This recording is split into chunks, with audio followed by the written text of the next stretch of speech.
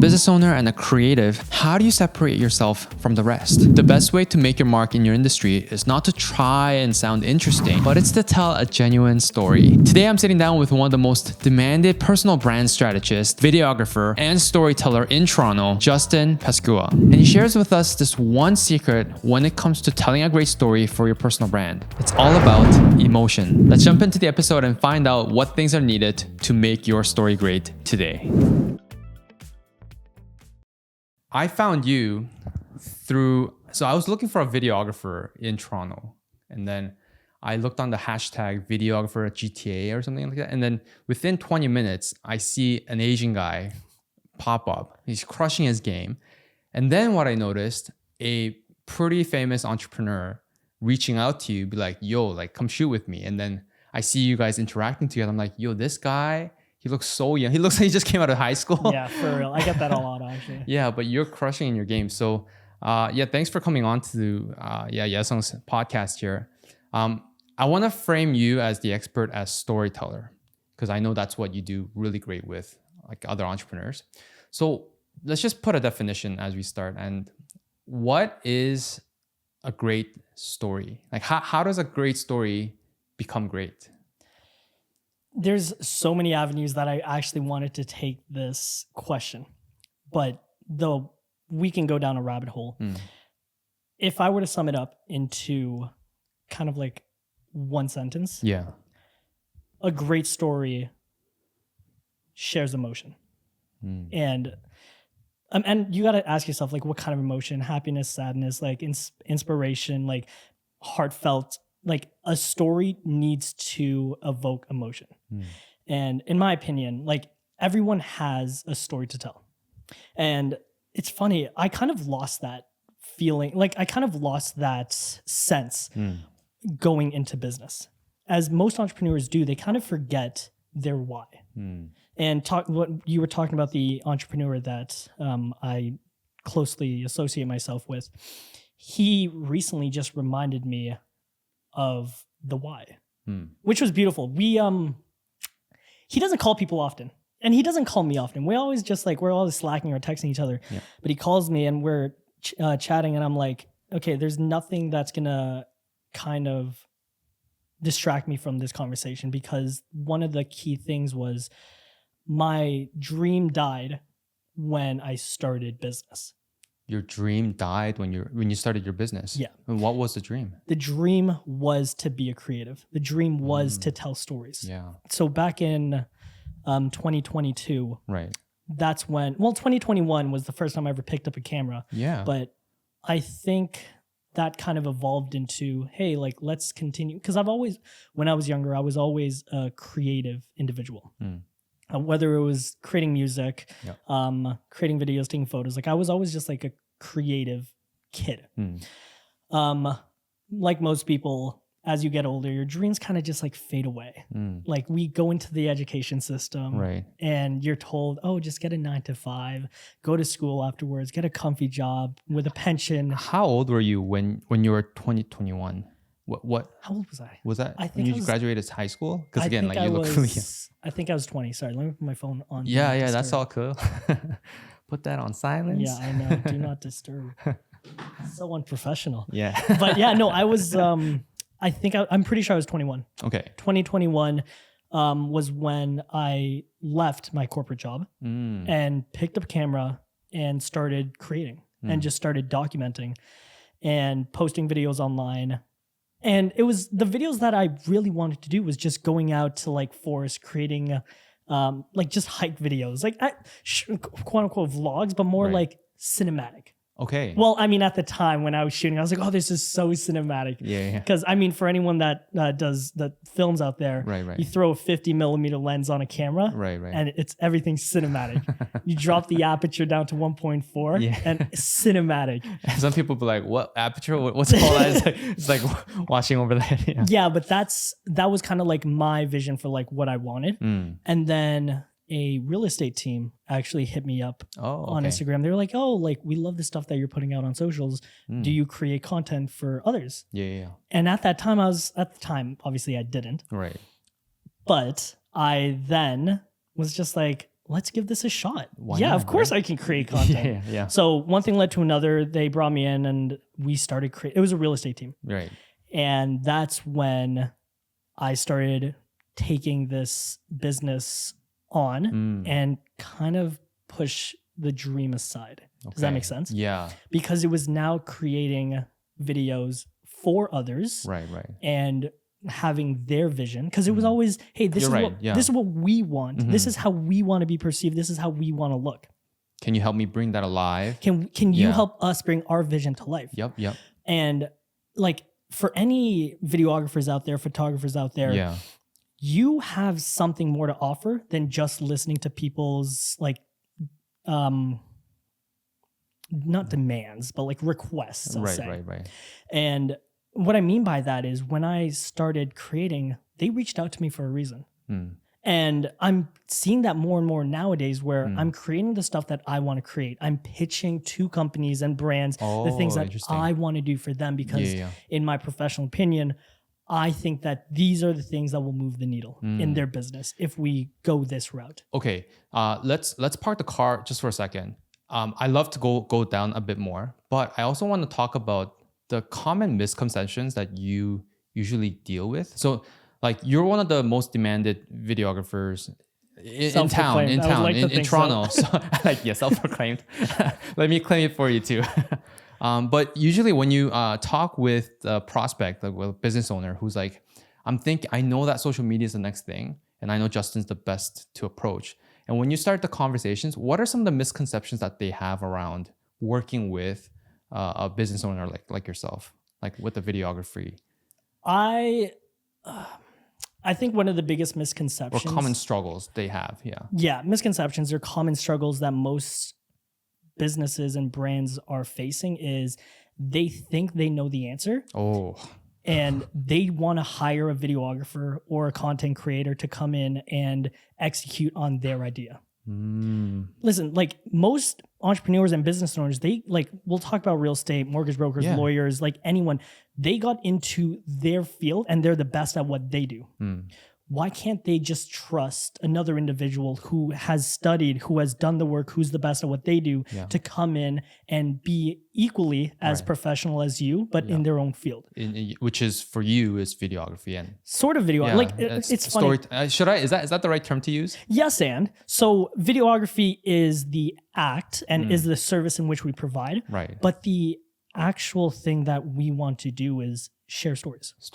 Right, because it's in my belief that if you tell the right story, your business will flourish.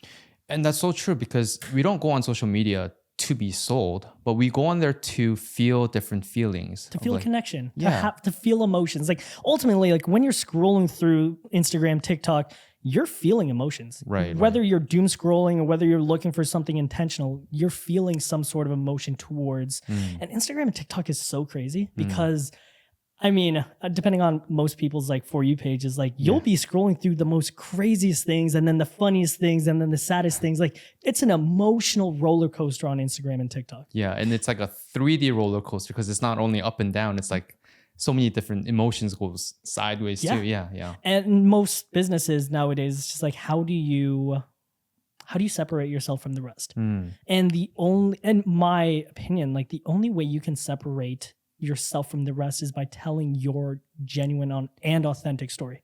Okay, so when you converse with the business owner, they think they know the answer, so they bring you in to be like, just fulfill this, but this is not the answer because they don't know what they're missing out. They think it's just one mic here and there, but there's so much other nuances. What else is another common struggle or a misconception that people might have? I definitely think it depends on the business. Like let's talk about this tattoo parlor that we partner with. So tattoo parlor, nice. Yeah, so they're actually pretty big. They have so many locations in Ontario.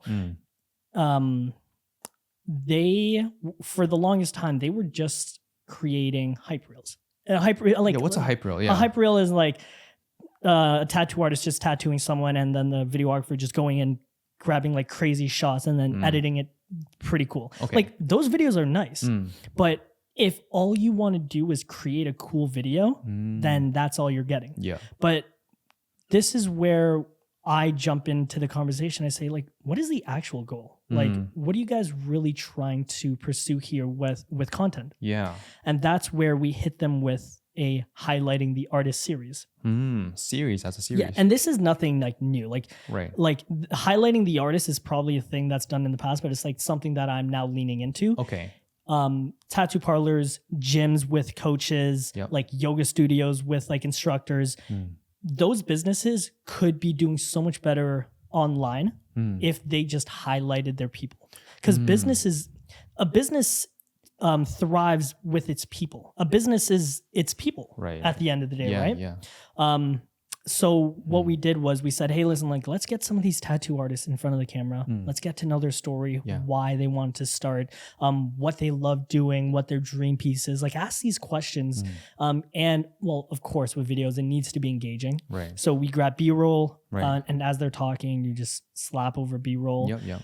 And to our surprise, it got the exact same amount of views. So look at this. The Instagram page was already getting like tens of thousands of views. The difference was in the engagement.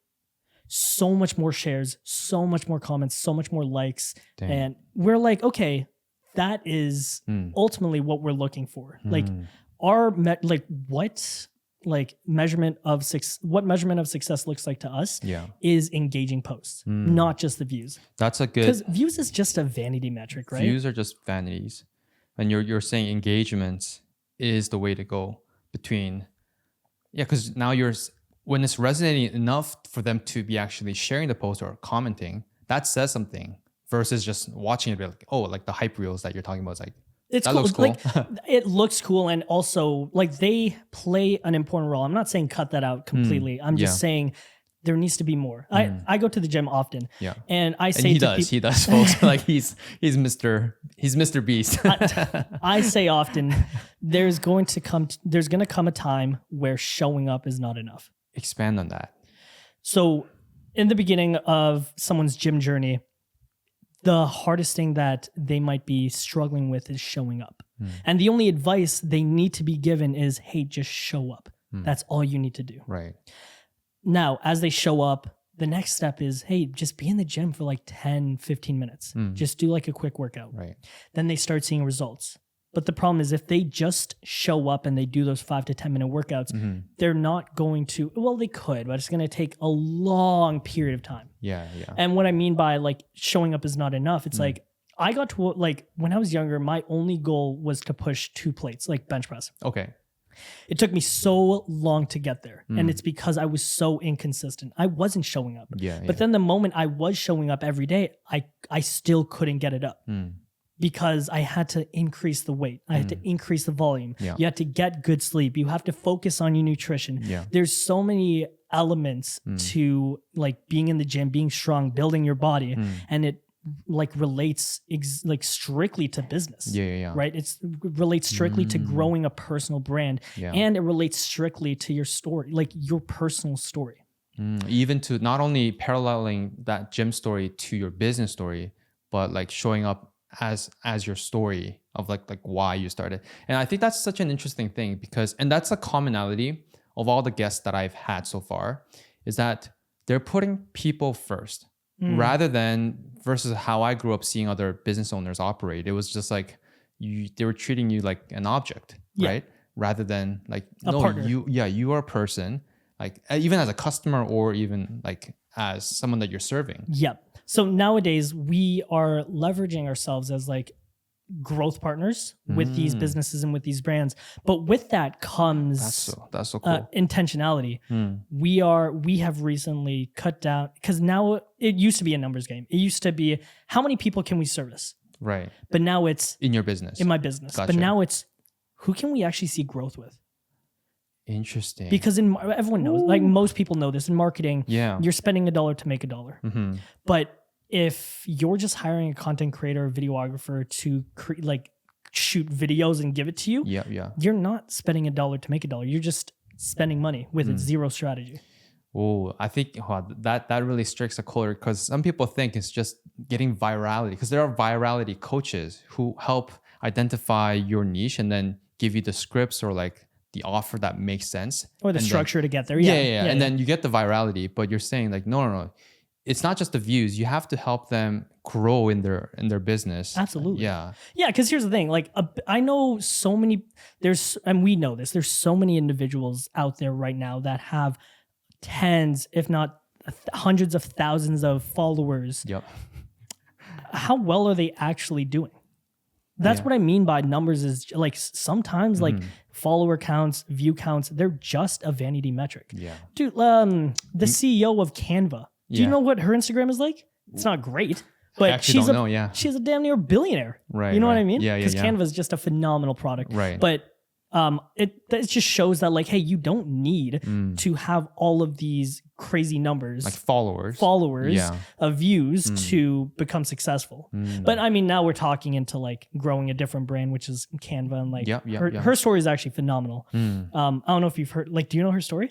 I actually remind me. Yeah. So she was told so many times no, that Canva wasn't a thing, and like to invest, she was looking for investments. Right. No here, no there, no 100 times. I think it was something like that, and she just never gave up. And that's what it takes. How many people give up after hearing like a few no's? You know what I mean? So offended after reaching out. I think somebody said like 10 or 15 people. It's like 10 or 15. So you should be reaching out to hundreds. Yeah, especially like in life, in business, in most things, it's just a numbers game, to be honest. I love Alex Hormozi's quote, which is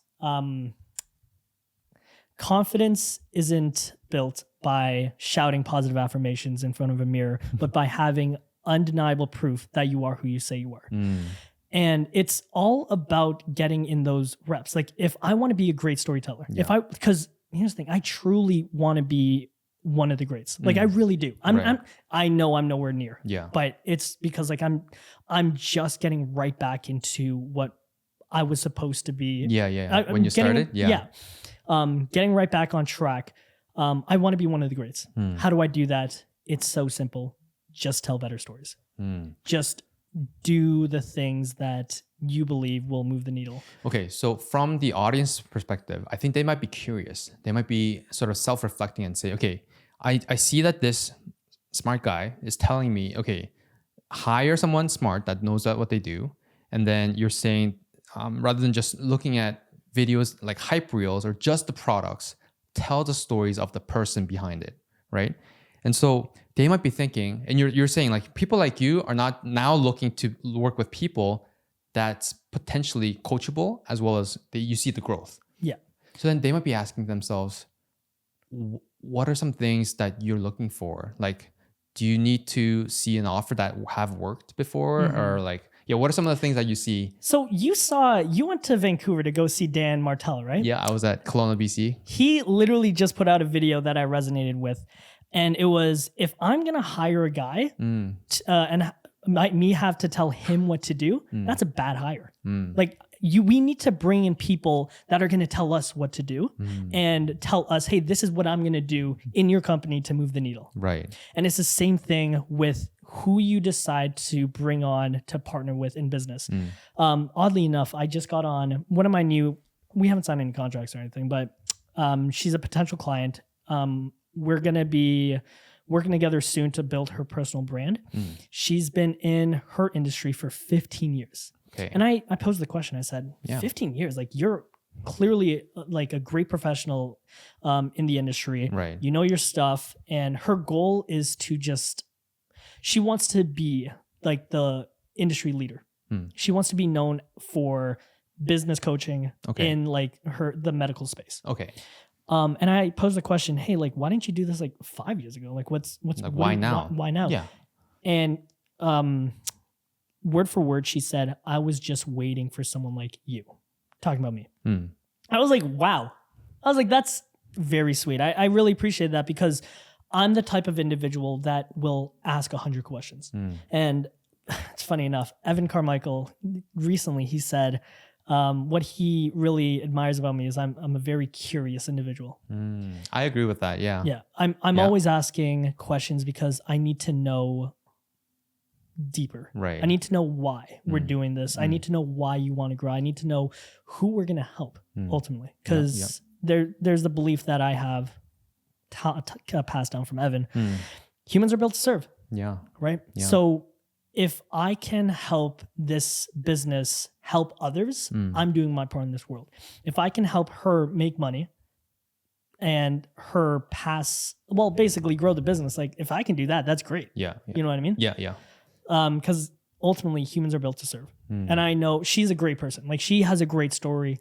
And I truly want to help her grow. And that's why she said, she was like, I need someone that can actually, but not even just like the passion behind the growth of a brand. Yeah. She saw what it is that I can offer. I said, hey, listen, like with this specific strategy, and I'll walk us through it. I basically said, hey, we need to do a brand for, like she is starting from damn near ground zero. Okay. So like she has no presence of social media. She does. It's just not a little bit of LinkedIn maybe for. Yeah. All of it is bad because I asked her, I was like, actually, this is, I'll pose the scenario to you. Yeah.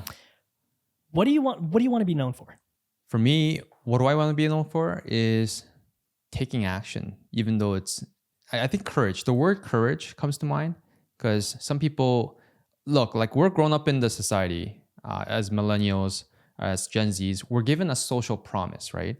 And you're realizing that as you live your day to day, as you go through that next check mark, whether if it's school, degrees, getting a job, you're realizing, hey, that social promise of that pension or the house, it's not work. The math is not mathing. Hello. And I was a math teacher. So I'm like, and I realized quickly, like, no, I got to figure it out. And even though all my friends were like, you're leaving your pension job. It's like, dude, by the time you're 65, you might have like mental illness when you get your pension, right?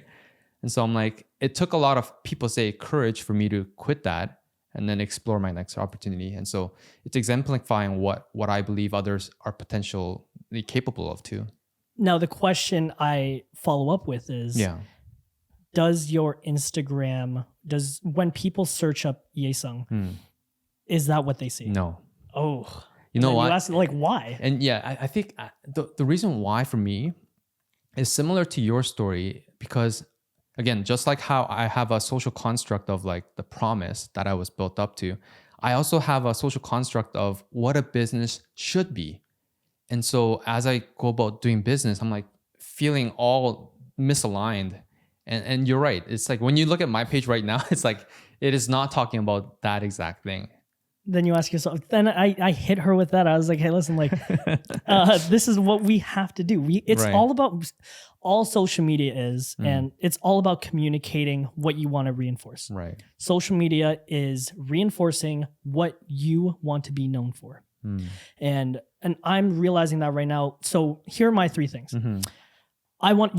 Ultimately, I want to be a great storyteller. When people hear the name Justin Pascua, if people think great storyteller, they think Justin Pascua. I want that to be ingrained in people's heads. It's right now, I have a standard for myself and I'm all the way at the bottom, but I have to build up towards that. So what does that mean? I have to tell great stories. But on top of that, I want to tell great stories. I want to share great stories, and I want to have a great story to tell. I recently got into running. Back in December, I partnered with this company, which unfortunately isn't around anymore, to create content for them. They were in the wellness and recovery space. Gotcha. And this is what I love about opportunities, dude. I get so lucky with the amount of networking I get, with the amount of people I interact with. Like I was so blessed to have been a small part of like their journey. Their short journey. Yeah. But the amount of people I met was like insane because I was now introduced to running. I was now introduced. Yeah. So they were telling me, oh, like we're doing the marathon and people from the marathon are coming to do recovery here. I'm like, oh, that's that cool. Makes sense. Yeah. And then my buddy Vince was just like, oh, I just ran the marathon. I'm like, yo, I could run a marathon. Yeah. But it was one of those where it's just like, you could say you can do anything. I could make $1 million. Well, then make it. Well, I don't feel like it. I could run a marathon. Oh, well, I just don't feel like it. Right. I feel like if you want to learn to respect yourself, you got to keep promises to yourself. And you can't be just saying everything. Once you realize that your words have power, you won't just say anything. So when I say I want to have a great story to tell, what does that mean? Yeah. Alex Shimozy sums it up perfectly. The bigger the dragon, the more epic the story. Bigger the dragon. The more epic the story. Yeah. Lord of the Rings, Star Wars, Harry Potter. Great stories. Why? Because they were doing really hard things, right? Well, I mean, Lord of the Rings, they were, but anyways, yeah, the bigger the dragon, the more epic the story. And I was thinking, in this life that we live, because I'm in fitness, what are dragons that I can slay? What are things that in relation to fitness? Okay, gotcha. Yeah. And I was like, do you know how scary running a marathon is now? Oh my gosh. So I ran a half marathon, Mississauga. Which is, I mean, 21K, but in the grand, no joke. It's no kind joke. of to runners. They're like, oh, that's just a typical long run. To the average person, like, that's actually hard. Yeah. But then here's the thing. Ask yourself this. How much does the average person run a marathon? Not much. Yeah. The average person does not run a marathon. Yeah, they don't run. They don't run. Period. So but then it's funny because Evan said, bro, you can run a marathon. I was like, I know I can. He was like, do harder things. Oh, his pinpointing is like, it's kind of obvious for someone that's fit as you. Exactly. He was like, dude, and then he said, that's not a great, that's not a great story. No, he said, that's not a great story. I'm like, bro, what do you mean it's not a great story? He was like, bro, look at you. I'm like, he's absolutely glazing me. Yeah. But it's true. He is 100% right. But ultimately I said, like, I can't just say I can do it. Like, I kind of have to do it.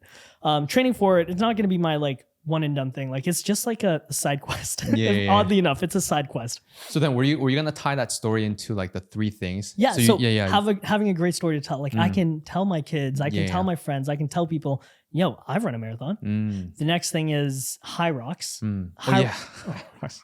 Dude, High Rocks is October 3rd. And then the marathon is 2 weeks later. Right. Oh, 2 weeks later. Literally 2 weeks later. So that's going to be hard. Let me tell you that. But next year, I kind of want to do an Ironman. Ironman. I can't swim. Good for you. Hey, you know what? I think when I hear that, I'm like, okay, that seems to me that's a bigger dragon. Yeah. But now, here's the thing, right? Like, if I'm the type of guy that just likes to do a lot of things, I get bored easily. So now in my business, I'm like, okay, how do we slay bigger dragons in the business? How do we, and then the question will always be, how do you solve bigger problems? Because I mean, ultimately in business, we think that the goal is money. The number, like in business, as entrepreneurs, money should never be number one. It also shouldn't be number 100. Yeah. Like it could be like 2, 3. Yeah. But to build a sustainable business, to become like a true entrepreneur, you're kind of doing one thing. You're solving a problem, right? Yep. And I throw this quote around all the time. If you want to catch a butterfly, you don't chase it. You build a garden and the butterflies come. If you want money, you don't chase it. Yeah. You build a garden and the money comes. And to most businesses and brands out there, I tell them, like, when I hit them with that quote, I say, what is your garden? And I tell them, your garden could be social media. It could be the content you're creating. You should be hopping on YouTube and people finding you. Like, it's all about value. Like your garden, and as much as you nurture it, take care of it, feed it, like that is the value that you're putting into your business, right? Because people confuse the work that they put into their business is going to move the needle. No, you got to put work into yourself. Because the moment because you can't, what's the saying? You can't fill an empty cup can't fill another cup or something like that. Yeah, you can't be pouring out from an empty cup. There we go. You can't pour out from an empty cup. You know what I mean? So how are you going to pour yourself into a business when you're not even full? Because we all understand that business is its own entity. Yeah. And until the thing that sucked is and I'm so glad I figured this out sooner rather than later, I am not my business. My company is called Rico's Productions. It is its own entity. It has its own employees. It has its own like goal. Yeah. Like my Justin Pascua's goal is not Rico's Productions' goal. Rico's Productions' goal is to partner with businesses that have a story to tell, not just a service to sell.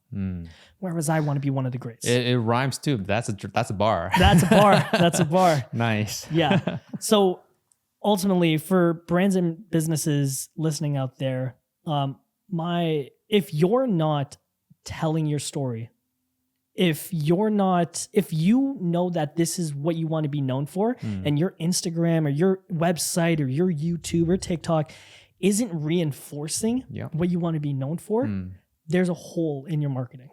I think I want to draw one more question from that, because it's a question, and I think when you ask it yourself, it's a bit difficult to get the answer. But when you're talking with a high-level entrepreneur or like a coach, like, what do you want to be known for? For me, for the longest time, I had struggles of being honest with that. It's like, I think I need to say this answer because that's what the textbook says. But then I've now unshed a lot of the false beliefs that I had. And so when you asked me that question, I was able to like pinpoint the truth that I want to speak about. Yes. But why do people have, or at least the business owners, they struggle with that? Is it because they're alone usually of the time, or do you think they need to hire someone like you to have that conversation? There's a handful of reasons. Back to your one word, which is courage, lack thereof.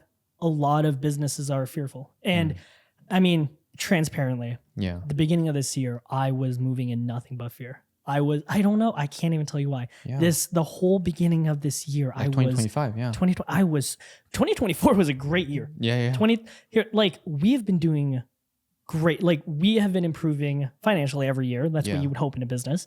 We haven't stayed stagnant yet. But the beginning of this year, I was just like, I was scared. And I'd love to try to like figure out why, but I just don't know. Fearful in my business, fearful in like the ways that I was moving, and it showed. And having the right people by your side is the most like important thing, I would say.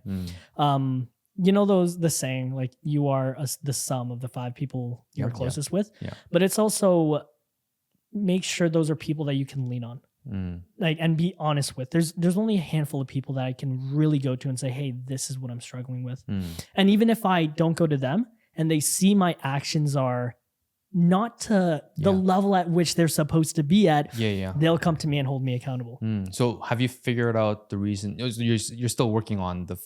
Oh, dude, I have crushed it. Crushed it. And what were some of the questions that you asked, or you were able to be asked or ask yourself in order to unravel that? I'll sum it up into one thing. Here's like, Steven, shout out to Steven. He's the GM of my company. He's just like, why don't you believe in yourself? Like, why don't you accept the value that you bring to customers and to brands and businesses is at this level? We cannot we can't promise these brands and businesses this if you're only asking for this level of investment, because it takes time, it takes money. It takes time, takes money, and takes effort. And if we can't be saying, hey, this is the value that we want to offer you, it needs to equal the same level of investment. Right? There's this guy. It was a phenomenal keynote speech that I heard. It was, if you look at most of the entrepreneurs you know in this space, most business owners, most thought leaders, if you look at their story and their goals, their investments that they made within themselves is equal, if not more, than those goals. So then I looked at myself, I was like, that's true. Like, for us to operate at the appropriate level, it's going to take this much effort, time, and resources. Right? Because we live in a capitalistic world. Like, money kind of moves things. It's just the fuel. Money is number 2 for us, but the passion is what drives us. And we know that if we want to tell the stories in the right way, it's going to need this level of investment. And that's why I was fearful. So what I'm hearing is maybe the price point of your offering, was that sort of tied in with like 100%. the value? It just wasn't. It wasn't equal to the value, but it was because I didn't see the value. Okay, so someone asked you that question, and then did you just accept it right away? You're like, you're right. We should now be operating at this higher level, or were there some more steps? Kind of. So it was because nothing.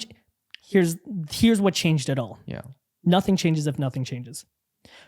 We are in a world where we constantly need to be analyzing and adjusting.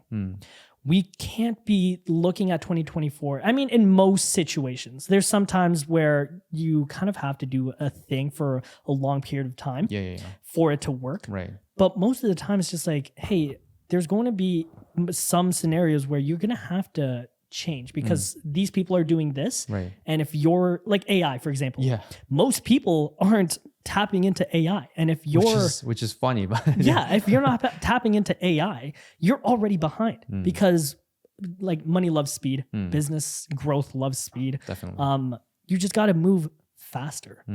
Right. So what got me out of this hump is really understanding, hey, who do I want to work with? Who do I want to grow with? Yeah. And we've had to say no to a lot of like inquiries recently. A lot of people are saying, hey, like, we love your work. We want to work with you. Yeah. And we jump on a call and it's just like, hey, like, where do you see yourself in like 4 or 5 years? Yeah. Like, what do you want to be known for? They're asking you that? Or I'm asking them. I'm asking them. Makes sense. And if it doesn't align with where we want to take them, then it's a waste of our time. That makes sense. Right? Because we are people throw this like out all the time. Oh, we're growth oriented or we're results driven. Folks, when you're meeting with Justin, don't use those words. No, like other videographers, other photographers, they're all like, but like I said, words are powerful. If I say we are results driven, we need to make sure that is true. How do we make sure that's true? I need to do my own education. I have to do my own research. And that's where all like a lot of my time has gone recently. Oh, to like self-development and seeing where you're going to really... Yeah, mainly storytelling, to be honest, because that's what I've realized. And I'm going to preach this on and on and on. Yeah. Tell your story. How do you tell your story? That's for us to figure out for you, kind of thing. Like if you're going to hire us, we'll help you tell your story. Right. We'll help document the process. We'll help you push it out there. There's strategies out there. There's structures out there that we have to follow. Yeah. But ultimately, it's a mindset. It's like, what is your story? Like if you want to be known as courageous, if you want to be known for someone that does things, you just got to be doing things. Right. But there's going to be a point where like doing things isn't enough. Yeah. You know what I mean? Like what's the next step after doing things? Like Yesung, he does things. What does he do? Yeah. Everything. What's everything? Yeah. But like I would, if I were you, like I would lean into courage. Right? It's like, but then courage to what? Like what I love about Evan is his goal. Like everything he does is believe. Evan, are you watching? Believe. Hopefully he's watching. Everything he does is about belief, right? Like he wants to solve the world's biggest problem, which is people don't believe in themselves, which is honorable. Yeah. And I was really struggling with like, how am I going to change this world? How am I going to make an impact in this world? How am I going to help people? And movies do it all the time. Right. And this is what I love about movies. Have you ever watched a movie that just completely changed your life? Yeah. Bro, back in when I was in grade 8, I remember watching this movie Warrior with Tom Hardy. Okay. Warrior. It was a boxing movie. Okay, I don't think I know that one. No, it's a phenomenal movie. I think it's about two brothers fighting. But anyways, like boxing. But anyways, all I can remember is basically his Rocky cutscene was him like in a hoodie, like a sleeveless hoodie, just going for a run. Right. And I'm like, man, that's what made me run back in grade 7 and grade 8. And I joined cross country. It's funny because now I think about it, like I've always kind of been a runner. Yeah. And I've just fallen back into it. And it's the same thing. Like we truly, man, I'm actually having like reflections now. We lose ourselves in life. We really do. Like there's damn near too many distractions. Yeah. Like I once ran and I loved running when I was younger and I stopped because I got a job. Yeah. I stopped because I had responsibilities. I stopped because I was too tired, whatever the or reason adulting may be. or Adulting. Yeah. Now I got back into it. Back in 2021, like I made storytelling videos. I made videos about our hikes, which ultimately, like in the grand scheme of things, in my opinion, was better stories than I was creating just a couple of years ago. Interesting. Okay. Yeah. And now I'm leaning back into great stories, like directing great stories. And like right now it's more or less on like the service-based industries. Yeah. Because that is an industry that really is lacking in limiting beliefs. It's like, why is my story any better than anyone else's? Okay. I want to sort of turn the conversation now to, because videographer or the act of helping people tell stories through video. I think it's a pretty populated market. So, for sure. Saturated for sure. And people would probably want to ask. They might, some people, I know other business owners, they recently hired their first video person and they want to sort of like guide them. And so what strategies helped you stand out in the competitive field? Do you think it's coming down to that storytelling, or is there a bit more? No, dude, I'm telling you right now, it was just sheer hard work. I was if anyone before, like if you asked any of my friends, the only thing I was known for was working hard. Like I was one of the hardest working. Can you give an example? Because I think, again, and this is where in my belief, there's a clash of beliefs happening. Like people that are working hard, and I'm gonna give Alex Hormozy, or like that peak hard worker to peak lazy, like trying to get the easy money, 4 hours a week. And I think there's a bit of a shift saying like, folks, it does work if you want to spend the rest of the 20 hours pitching to other people that how great your 4 hours is versus having to put a lot of work in and now being like riding that momentum. Yes, exactly. So like give us an example of like what a hard work week looked like, so that they'll be like, if these guys are videographers not doing this, they know I gotta pull my pants up. Yeah, dude. Honestly, it was actually, now that I think about it was grueling, to be honest. And like it wasn't sustainable because I thought that the goal was to create videos. I was just like, oh, this is what I want to do for the rest of my life. Right. But it stems all the way back into like when I was a manager at McDonald's. There was dude, I loved that job. It was the best. There were days where I was doing doubles because a manager wouldn't come in. I was like, reluctantly, I was like double shifts? Double shifts. Okay. It's funny because reluctantly, I'm like, oh my God, this person's not coming in. Oh, I guess I have to stay. And it's then a 16-hour day. And I'm like, but I was fine with it because not only did I work hard, I just enjoyed the job. But then right after that, I picked up a construction job. This is a story for another time. But dude, I was working construction in the day. So like 8 to 4, and then went straight to McDonald's to work 5 to 1. And I only had like there was 2 evenings that I had off because, and then Sundays. No, it was, I think it was like Fridays I had off and Friday evenings I had off because I worked Monday to Thursday and then Saturday. So then I had Friday evenings off, Sunday evenings off. Anyways, that was hard. But people were just like, like this kid works, like this kid knows how to work. Then I got into my corporate job and like even that, like I was still like, it was a job that I like had to work hard. So people were like, oh, this kid works hard. And then it just translated into videography. Like, getting, like if you want to be a successful like freelance videographer, it really is a grind. It's creating content. It's going out and actually shooting for clients. It's the like, especially if you're on by yourself, editing. Everyone knows how grueling editing is. The editing process. Literally early mornings, late nights, and struggling to figure out, okay, when's my next meal? Kind of thing. But I was blessed to have a good enough amount of clients where I didn't have to struggle out that much. And it's because like I tell people all the time, if you do something every single day, you're eventually going to get good at it. Like I really, like I look at the work I did in the past and I was like, I really wasn't a good videographer. Were you also sharing your work like on stories? I don't know if Instagram. Dude, I tell people all the time, document. It is. What does that mean for literally like doing, like even today, like we just took some stories and we're going to post on our Instagram stories, maybe on TikTok. We probably should. I don't know. But I wouldn't have gotten to where I am without showing people what it is that I do. And more so that was kind of the problem, to be honest. Mainly thinking about like what it is that you want to do or want to be known for. Like there are actual entrepreneurs and videographers out there that just want to create videos. And like on the creative side, like just create videos, and you want to be known as just like business. A great, nothing business related or personal brand wise. Like that's great. Like that's good for you. That wasn't meant for me, but that's what I was leaning into. And when I said like, hey, what do you want to be known for? That was all I was known for. People was like, oh, you take photos. Oh, you take videos. I was like, damn.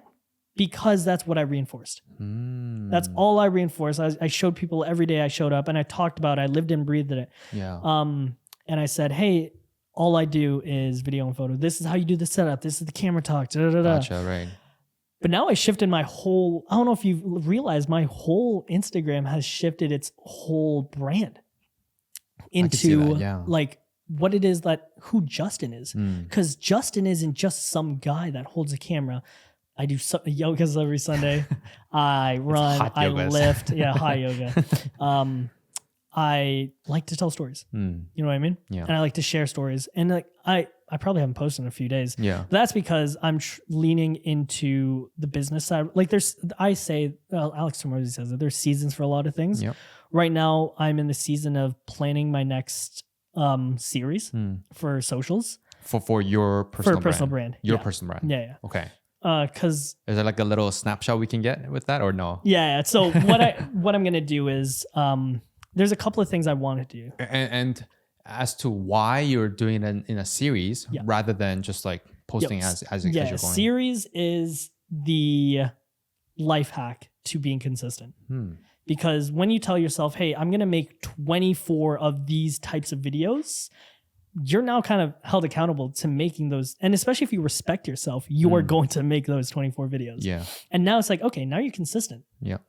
What I want to do is I want to tell 24 great stories. I'm putting that out there right now. Yeah. So the first few is going to just focus on running. My buddy Bruce, I started off with him. And I'm just kind of collecting footage right now. Okay. And he's talking about, he's more importantly, people that inspire me. Like I need to have the same level of emotion as my audience will. You know what I mean? And that's what I'm trying. I'm trying to tell better stories. How do I do that? I need to be invested in the story as well. And what I love about Bruce is how he holds me accountable.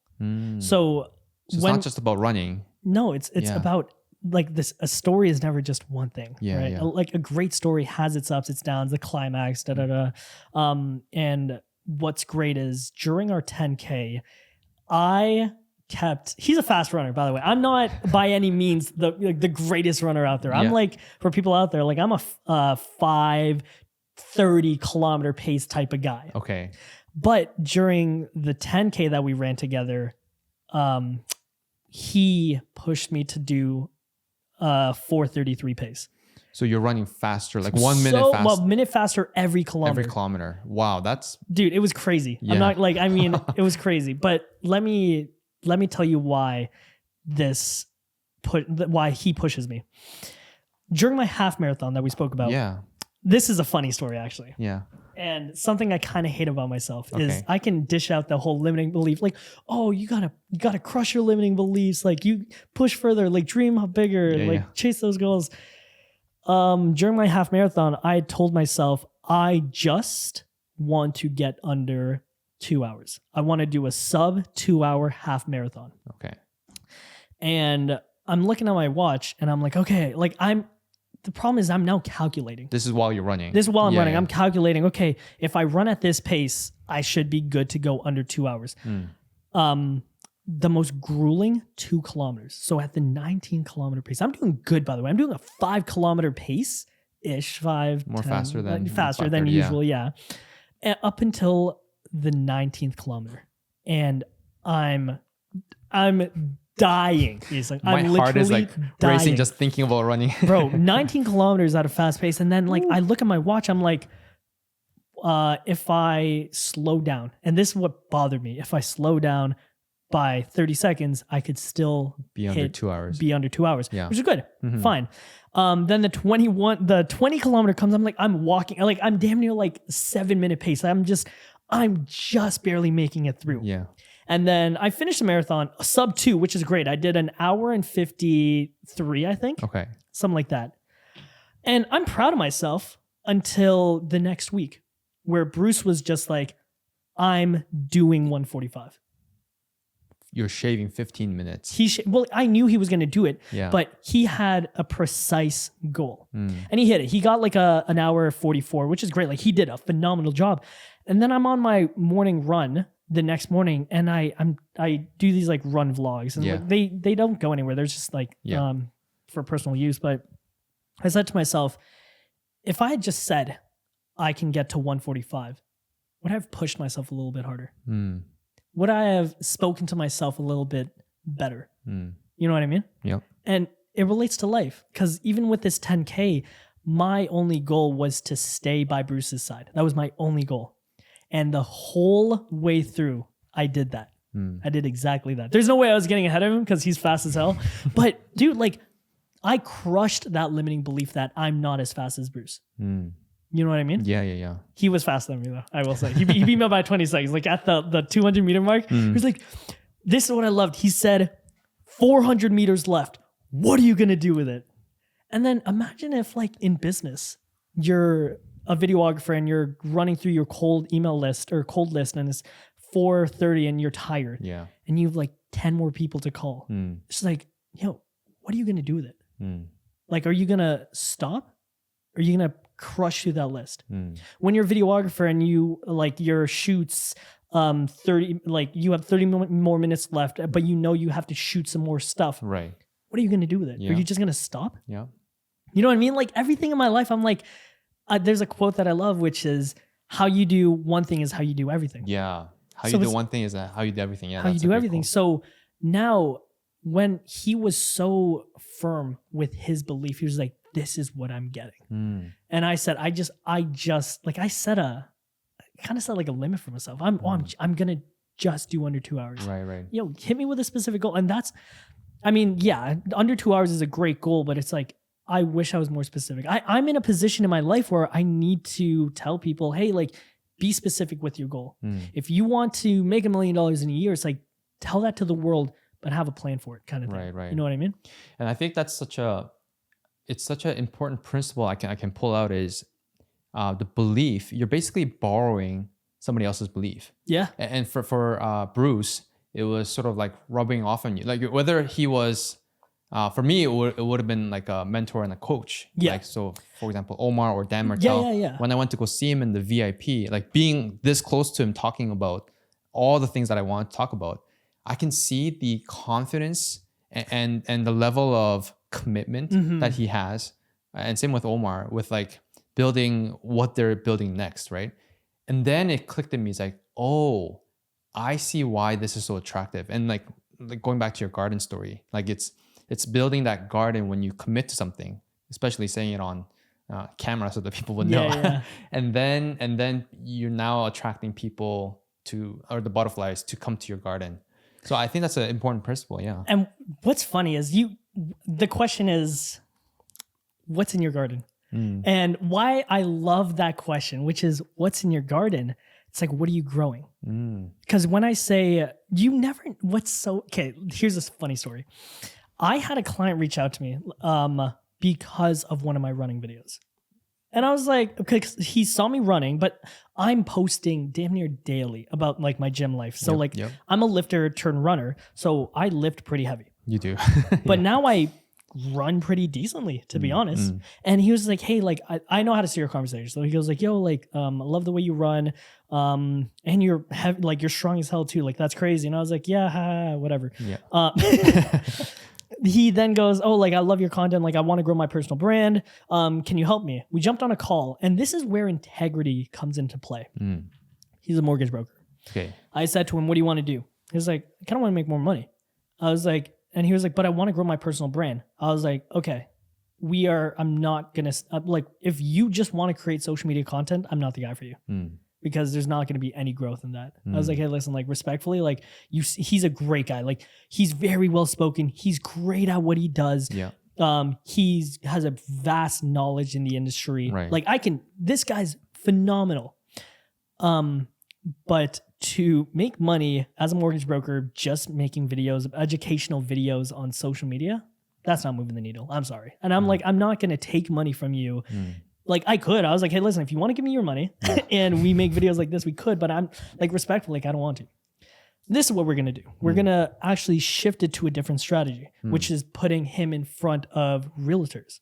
Now that's a story for another time. Yeah. But that's what I mean by What garden, are you growing in your garden? Yeah. And an even funnier story about running.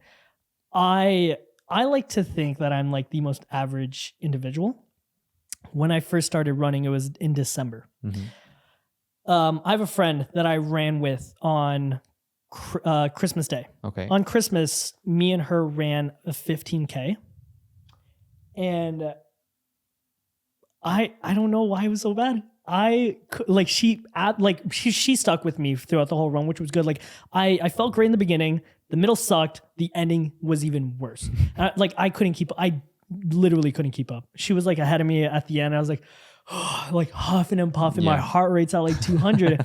We recently ran together just a few days ago. Ran 11 kilometers. Didn't leave her side. I was like, I've gotten so much better over the past few months. And do you know why?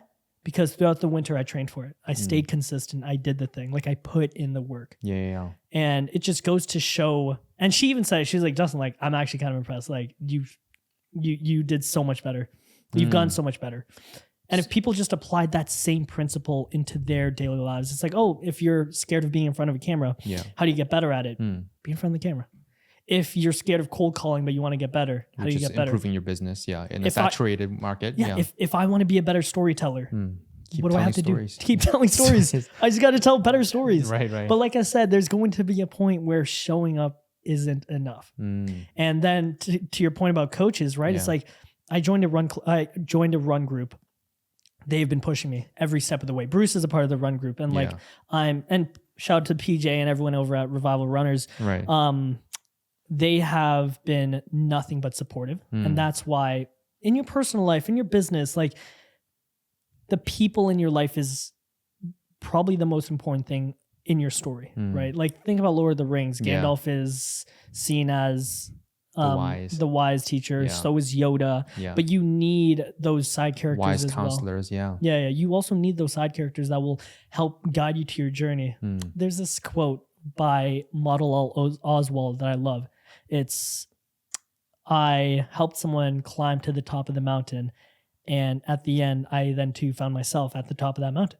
And it's like, we are just in a world where like, if we continue helping people to the top, we are going to find ourselves at the top just as much as they are. Yeah. But the question now is, who do you want to go on that journey with? Before we land on this last question, I still want to touch a tad bit about your story with the mortgage broker. We can touch into that. Just a little tad much, because I think the audience would be thinking of like the same thing. Like majority, 90%, 99% of the people, they're like, I need a videographer to grow my business. Yep. But now when you said this, they'll be thinking, okay, so this is not the right plan of like just hiring somebody just to do videos or educational videos is not going to work because it's not telling stories. It's not emotionally connecting. So then they might think to themselves, what do I need to do to get to that next level of making the money? Yeah, it's not that it doesn't work. It's just it's like an addition. Like you bring on a team like me and my team to elevate your audience's experience. You bring on our team to really help narrate a different story or the same story, just a little bit better. But on a different angle. Yes, exactly. So that you can get more engagement. Exactly. So like educational content will always be needed. Right. Because that builds trust. It just shows like you know your stuff. You're walking the walk. Exactly. You're walking the walk, but you're also talking the talk. Like if you can, like for video, like I can like talk to anyone and everyone about like how to set up a camera, how to set up lights. Yeah. But respectfully, like this is a low level skill. Right. And when I first heard someone say that to me, I was like, oof, that's crazy. You really just diminished what it is that I do. But then he was just like, no, this isn't what you do. He saw the potential. He saw the potential. Yeah, you're sharing that story. Yeah. Yeah. I was like, yo, that's crazy. Like that's actually crazy. Now let's talk about this podcast. The mortgage broker, and like let's take this. I want the audience to really understand like that depends on the individual. Like I hate cookie cutter stuff. I hate it. I know that in some instances it's necessary. But 9 times out of 10 it's just like don't be cookie cutter. Like be authentic, be different, make people like people have a different story to tell. Yeah. Tell it their way. Show it differently. Be unique. And that also means not having or purchasing expensive equipment first and trying to figure out like how does this work. Yeah, exactly. It's just like on your smartphone. Yeah, dude. Not most of my video, like a lot of my videos, is my phone. Right. Yeah. Like a lot of the cinematic stuff is obviously my camera, but stories I just use my phone. Yeah. Now the strategy. So for most people out there, like service-based industries, you're probably told, "Oh, just make content, make content." Yes, make content. Yeah. But if you want to know a thing that moves the needle, is for mortgage brokers specifically, create a show, create a podcast series. Yeah. And to be honest, like it doesn't even have to go out. Like all you're doing, like the only goal, if I were to split up into three things, the top priority is to build a relationship.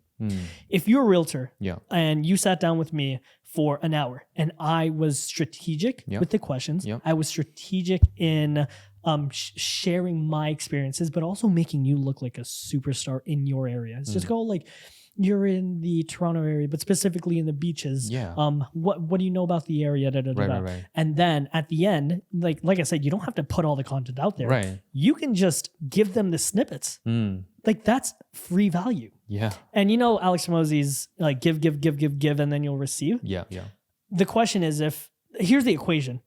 If you're providing them a good time, if you're making them look like a superstar, if you're showing up confident and trustworthy and relatable and like people vibe with you, if you're then giving them free content to post on their social media, why wouldn't they go with you? Yeah. Like there might be an answer, but it's just like it's so hard to like battle that, right? It's like a perfect equation. And if not, even if you're not number one, you could be number two. Which is what he wanted. He was like, listen, I just need to be someone's number two or 20 people's number two. So then what we pitched him was, hey, listen, like go in front of 12 realtors. Okay. We will set up the lights. We'll set up the cameras. We'll help you with the questions.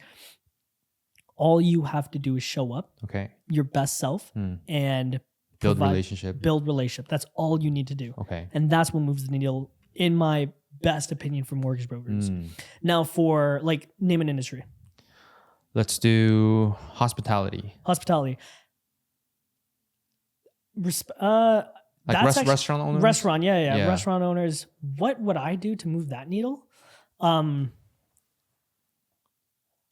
think relationship still fits. No, the only reason I say no is because if like you got to ultimately look at the goal, right? Like people, I don't know how much you know about this, but like money isn't made in the business; it's made in the sale of. Yeah, so you're right. Yeah. I would actually pivot and say, hey, like how many internal videos do you have? What are your training videos like? But if you want to go on the branding side, it's hey, listen, like you just have to look professional. Like restaurants, if you want to create this whole, actually there's this company that I actually fell in love with their story. It's this Greek company down in Toronto. I went in and I looked them up. I was like, man, this is actually like great. They get their foods and fish. This is a restaurant or? Yeah, it's a restaurant.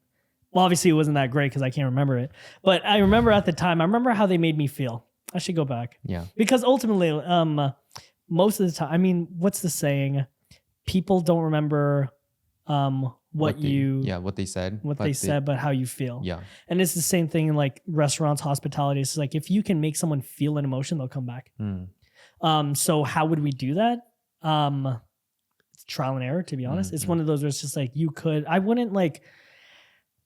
I wouldn't suggest making videos and stories about the servers or the bartenders. Yeah, you could, but it's also like, what's the reason we're doing that? Yeah. It's more or less, what's the story behind the brand? Like, like more or less the owners. Like, the owners. Story, like talk to the owners and be like, hey, like this is why we started this. We're in love with pizza. Like, let's say it's a pizza joint. We wanted to make this style of pizza. It's diving into the uniqueness actually. And that's where like the strategy, and this is why it's so important to have a videographer that's so keen on strategy. Because if you fail to plan, you plan to fail. Okay, so I pulled out you said one is to build relationships. Yeah. You said three. So there are two more about that aspect about. Oh, that's mainly for service-based industries. Yeah, service-based industries. Yeah, service-based let's end industries. with that. Like the other two, you said relationships first, and then Oh yeah, sorry. So yeah, building relationships was number one. Yeah. The customer service was number two. Customer And the reason why I service. say customer service, mainly on the videographer side, Yeah.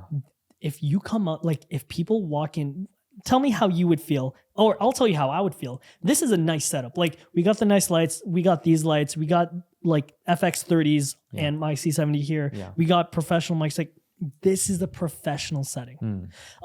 The way you elevate that, right? The way you elevate this is going to an actual studio and people coming in. Yeah. But then it's like, even the people behind the camera, are they helping out? Are they providing water, snacks? Are they being hospitable? That's the customer service aspect. So then the relationship building, like it kind of doubles down to, oh my God, like I had such a great experience with everyone at this scene. And then the third step is content. It's just like the third focus is like, as long as like the cameras are rolling, the right settings, it's not so grainy, the mic isn't so muffled. That's what I like for podcasts, for mortgage brokers. That's the flow. It's, hey, focus on relationship building, then go into customer service. And then lastly, it's like the content. How well it's delivered. Exactly. Both the video and the quality of the production. And then like the branding plays that like not last, but it's like it really isn't as important because unless you truly, if the goal is to be like a podcast host and you want to stop being a mortgage broker, service-based industry, it's a different business. It's a completely different mind shift, right? A completely different model, and we would approach it a completely different way, right? Yeah. Because then we would just focus on, hey, what are you saying? Yeah. Like people need to be interested in the first 3 seconds and then they'll watch the whole hour-long podcast. That's right. All right. So as we end here, I want to ask a question. It's like an advice question. So name one thing that you wish someone told you at the beginning of your business content, personal branding journey. And I think that'll be an encouragement to sort of like the people that are looking to start, that are looking to bring on videographers to get their business to the next level and tell great stories. So yeah, the question is, what's one thing that you wish someone told you at the beginning of your journey for entrepreneurship and personal branding? Constantly remind yourself the why, right? The why is the most important thing. And people say like, once you figure out the why, the how doesn't matter. But I look at it, and if I was constantly reminded, don't let the dream die. The reason why you're a creator is because you want to tell stories. And I reposted a video on my story a few weeks ago of a video I made in 2021. And the video itself was, what does it mean to be a creator? And I said, to me, it's about telling a story. And I'm like, that video was from 2021? 2021. I was preaching that. And I'm like, that's what I mean by like, remind yourself why you're doing this, right? Because to be a creator is to tell great stories. And Timothy Chalamet said it on stage. He's like, I want to be one of the greats. And it's like, I don't think that's a bad thing to say. Because same with me, like I genuinely want to be one of the greats. And like, I mean, the work, like the dream, the goals are made in the messy. You know what I mean? Like things are supposed to be messy. Dream is made in the messy. I'm going to write that down. I think there's another quote I want to share to the audience because right now I see like different pockets of people. I'll start with the business owners. Business owners are looking to get into content. Yeah. There is the creatives who don't want to touch anything business related, but they know that they're getting tons of views. And if they can at least some way incorporate an offer or a business to it, they'll be making lots of money. And then the third people is people in their 9-to-5s looking to leverage this content thing, or like this leverages internet money that they're seeing online. And they're knowing that content is one of the viable ways to get into that, to make more income for their families or whatever. And I think this quote, which helped me see, and with this aligns with everything what you said. And the quote is, stop trying to be interesting, but rather show what you're interested. And so for you, I can tell that you're really interested in storytelling. This whole podcast, you're framing everything around that, which makes me lean in more versus another person who was taught, you just got to make videos like this, write out the script, read from the prompter, be a robot. And people can feel that, right? Yeah. People for sure can feel that. Yeah. And what's funny is I want to end off one thing. We'll end this podcast off with one thing. It's something that I really appreciated from our first conversation. We went out for coffee in Toronto a few months back just to it was our first time meeting, just getting to know each other. And he had asked me why don't I teach, or why am I not quote unquote get into the consulting? Yeah, you said I'm not a teacher. I'm not a teacher. That's the words that you use. And I'm like, really? Yeah, sorry, I cut you off. Yeah. And what I love is how we're both religious, both Christians. My brother in Christ.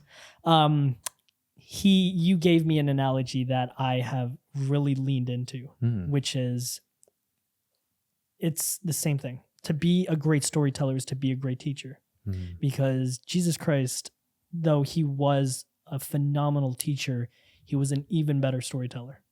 And I look at that, I'm like, okay, can I be as great as Jesus Christ as in telling stories? And that is where I set the bar. And it was only because of you is why I set my bar that high.